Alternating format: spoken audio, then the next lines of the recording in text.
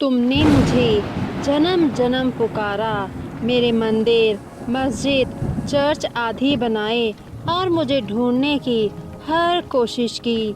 तुमने कितने जन्म तपस्या की, दान पुण्य किए ताकि तुम मुझे मिल सको। मेरे मीठे बच्चे, मैं तो तुम्हारा रूहानी बाप हूँ। मैं भी तुम्हारे जैसी एक आत्मा हूँ, लेकिन मुझे परम आत्मा कहते हैं। मैं आता ही हूँ जब दुनिया में दुख अशांति बढ़ जाती है। जब धर्म को भुला तुम आत्माएं दुख को पा लेती हो। मैं परम पिता परमात्मा इसी समय आता हूँ और पूर्ण स्वर्णिम सतयुगी सुख की दुनिया की स्थापना करता हूँ। तुम सभी आत्माओं का कल्याण करता और तुम्हें दुख से छुड़ाकर सुख में ले जाता हूँ। इसलिए जब भी तुम दुखी होते हो तो मुझे याद करते हो। मेरे अति प्रिय बच्चे, तुमने मेरे बारे में बहुत कुछ सुना होगा, मेरे बारे में पढ़ा होगा, लेकिन अब समय आ गया है कि मैं तुमसे सीधे बात करूं, तुम्हें वह सच्चाई बताऊं जिसकी तुम्हें तलाश थी। इससे पहले कि मैं तुम्हें अपने बारे में बताऊं, मैं तुम्हें तुम्हारे अपने बारे में याद दिला दूं। मेरे प्यारे मीठे बच्चे, तुम वह नहीं हो जो तुम्हें लगता है कि तुम हो। नाम, धर्म, पेशा, संबंध, यहाँ तक कि तुम यह शरीर भी नहीं हो जिसे तुम अपनी भौतिक आँखों से देखते हो। तुम एक दिव्य चेतना हो, ऊर्जा के अति सूक्ष्म चमकते सितारे हो जो इस शरीर का उपयोग कई भूमिकाएं निभाने के लिए करता है। तुम एक पवित्र, शांत स्वरूप, प्रेम स्वरूप, शक्तिशाली आत्मा हो। मैं और तुम मेरे बच्चे इस दुनिया में आने से पहले हम सभी अपने घर में रहते थे, आत्माओं की दुनिया, संपूर्ण शांति और पवित्रता की दुनिया में। लेकिन आपको मेरे प्यारे बच्चों को इस धरती पर अपनी भूमिका निभानी थी, जिसके लिए आप अपना घर छोड़कर इस सृष्टि पर आए। जब आप पहली बार इस सृष्टि पर आए तो आप संपूर्ण सतोप्रधान और दिव्य थे। आप में से हर एक के पास पहनने के लिए एक आदर्श शारीरिक पोशाक था, जिसके लिए आप अपना घर छोड़कर इस सृष्टि पर आए। जब आप पहली बार इस सृष्टि पर आए तो आप संपूर्ण सतोप्रधान और दिव्य थे। आप में से हर एक के पास पहनने के लिए एक आदर्श शारीरिक पोशाक था और यह दुनिया का एक आदर्श दुनिया थी। दिव्यता, प्रेम और समृद्धि की दुनिया, जिसे पैराडाइज, हेवन, स्वर्ग, जन्नत और अल्लाह का बगीचा कहते हैं। जब आपका शरीर पुराना हो जाता, आप बस पुरानी ड्रेस बदल नहीं पहन लेते और अपना नया रोल निभाते। घर से और भी बच्चे इस सृष्टि रंगमंच पर आपके साथ शामिल होते गए। आप सभी बच्चे इस स्वर्णिम युग का आनंद ले रहे थे, जिसे सतयुग और त्रेता युग कहा जाता है। जब तुम बहुत लंबे समय तक विश्व मंच पर अपनी भूमिका निभाते रहे तो तुम्हारी पवित्रता और शक्तियाँ धीरे धीरे कम होने लगी। तुम अपनी असली पहचान ही भूल गए और सोचो कि जो शरीर रूपी वस्त्र तुमने पहना था वह ही तुम हो। फलस्वरूप काम, क्रोध, लोभ, मोह और अहंकार तुम्हारे व्यवहार में आने लगा। आप सब के बीच जो प्रेम, मधुरता थी वह सब खो गया और आप एक दूसरे के साथ लड़ने झगड़ने लगे, धोखा देने लगे। जब तुम्हें दुख और दर्द का अनुभव हुआ तब तुमने मुझे पुकारना शुरू किया। तुम मुझे ढूंढने लगे। तुम भूल गए थे कि मैं तुम्हारा पिता आत्माओं की दुनिया में रहता हूँ। तुम अपनी ही दुनिया में मुझे ढूंढने लगे। तुम्हें एक धुंधली सी याद थी कि मैं तुम्हें बहुत प्रेम करता हूँ। मैं प्रकाश का पुंज हूँ। इसलिए तुमने मंदिरों का निर्माण करना शुरू किया, जहाँ तुमने मुझे याद करने के लिए मेरे स्वरूप का प्रतीक बनाया। साथ ही परम धाम से इस सृष्टि पर कुछ पवित्र दिव्य बच्चे आपका मार्गदर्शन करने के लिए आए, जैसे कि मोहम्मद, ईसा मसीह, गौतम बुद्ध, महावीर, गुरु नानक देव जी। वे आपके जीवन जीने का सही तरीका सिखाने आए थे। उन्होंने आपको मेरी याद दिलाई और वे आपको मुझसे जोड़ने आए। जैसे जैसे समय बीतता गया, आप धर्म, जाति, पंथ और राष्ट्र के नाम पर बढ़ते गए।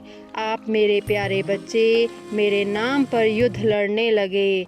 आपने अपने पूर्वजों के मंदिरों का निर्माण करना शुरू किया।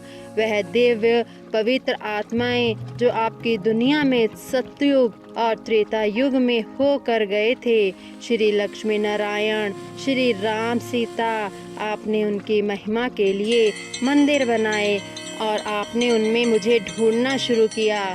जैसे जैसे आपका दुख बढ़ा, मेरे लिए आपकी खोज और तीव्र होती गई। फिर आपने मुझे प्रकृति में भी ढूंढना शुरू किया।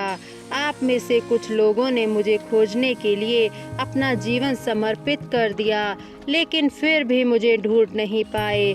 आप में से कुछ लोग अपने विज्ञान और तकनीक की दुनिया में इस कदर उजल गए कि आप यह भी मानने लगे कि मेरा अस्तित्व ही नहीं है।